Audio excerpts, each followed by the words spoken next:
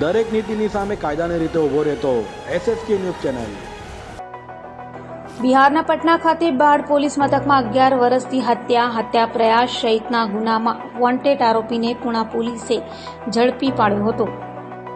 Puna police મથકનો staff નાસ્તા ફરતા આરોપીઓને ઝડપી પાડવાની સાથે પોતાના વિસ્તારમાં કાયદો વ્યવસ્થા જાળવવા પેટ્રોલિંગ કરી રહ્યું હતું। તે સમયે બાતમીના આધારે બિહાર રાજ્યના પટના જિલ્લાના બાળ પોલીસ મથકમાં અલગ અલગ 3 ગેરકાયદે મંડળી રચી હત્યા કરવાના, ગેરકાયદે મંડળી રચી હત્યા પ્રયાસ તથા આર્મ્સ એક્ટના ગુનામાં 11 વર્ષથી નાસ્તા ફરતા આરોપી એવા મુન્નીલાલ કુમાર ગોપાલ યાદવને ઝડપી પાડ્યો હતો અને તેનો કબજો બિહારની ગાર્ડ પોલીસને સોંપવાની તજવીજ હાથ ધરી હતી।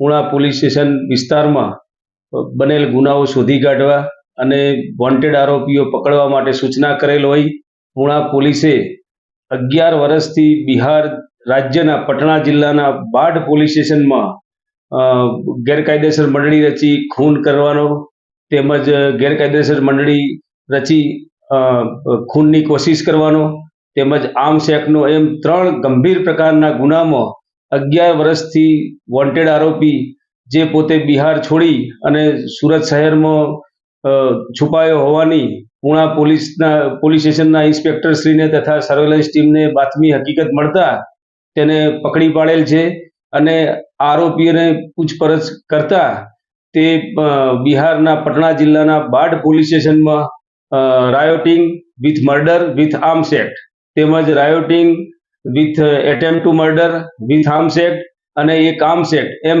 3 પ્રકારના ગુનામાં છેલ્લા 11 વર્ષથી વોન્ટેડ હતો।